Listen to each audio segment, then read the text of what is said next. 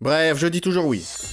C'était jeudi. Hier, j'avais lu les instructions de la télécommande. Demain, j'allais apprendre le ukulélé. Donc aujourd'hui, j'allais regarder tous les films de Jim Carrey. J'ai regardé Dumb and Dumber. J'ai été surpris par la puissance intellectuelle de ce film. Puis j'ai regardé The Mask. Non, le film est beaucoup mieux. J'ai terminé en regardant Yes Man. J'ai rigolé, pleuré. Je suis allé aux toilettes. J'ai ri à nouveau. J'adore ce film. J'adore Dumb and Dumber. Mais Yes Man est bien aussi. Je me suis demandé, serais-je capable de dire oui à n'importe qui tout le temps? Un ami m'a appelé. Rome, tu peux me prêter 100 €, je te les rends ce soir. Mais bien sûr, non. J'ai laissé tomber, c'était impossible. J'ai parié 100 € avec moi-même qu'aujourd'hui je dirais toujours oui jusqu'à minuit. On frappait à la porte. C'était mon voisin. Écoute, t'es d'accord si je démolis le mur entre nous pour que ce soit un peu plus lumineux chez moi? Oui? Il est parti. Il pouvait pas arriver plus tôt celui-là? On frappait encore à la porte. Oh non, pas mon voisin. C'était Cyril. Il s'est précipité dans le salon. Il n'avait plus d'électricité chez lui et avait besoin de recharger son téléphone rapidement. Je ne pouvais pas lui dire non. J'ai demandé quelle urgence. Il a répondu qu'il était dépendant à son téléphone. Qui ne l'est pas? Cyril avait faim. Il m'a demandé si je voulais une pizza. J'ai dit oui. Puis il m'a proposé de commander des sushis. J'ai encore dit oui. Il voulait aussi du foie gras avec une sauce béchamel. Oui. Attends, tu dis oui à n'importe quoi? Oui. Ses yeux se sont illuminés. J'ai compris qu'il allait monter sur mes épaules. Je lui ai demandé de descendre. Cyril en a profité. Il m'a demandé de lui céder mon appartement. J'ai signé. Mais je n'étais pas trop déçu. Parce que je loue cet appartement. Pour éviter que les choses n'aillent trop loin, j'ai suggéré qu'on sorte. On est sorti. Cyril voulait se foutre de ma gueule autant que possible. Il m'a demandé de m'approcher du premier mec qui arrive et de danser un slow avec lui. Un livreur est arrivé. Merde. Je suis parti le voir. Je lui ai expliqué. Il a tout de suite accepté. Pour 10 €. L'arnaque. On a dansé. Cyril riait. Franchement, je ne vois pas ce qu'il y avait de drôle.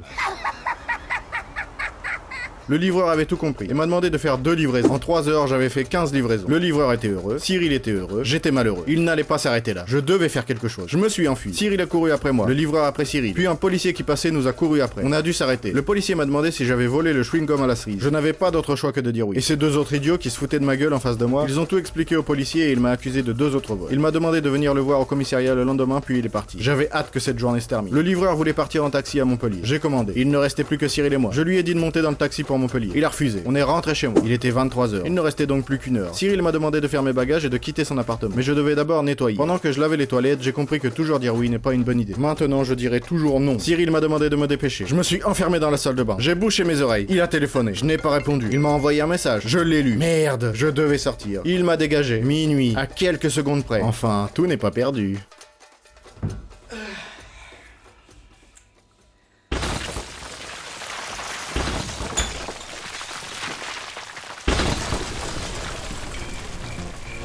Bref, je dis toujours oui. Merci à tous ceux qui s'abonnent à notre chaîne et l'aiment régulièrement. C'est très important pour nous. Et pour ceux qui découvrent cette chaîne, nous vous recommandons de regarder les autres vidéos. Merci d'avoir regardé et à bientôt.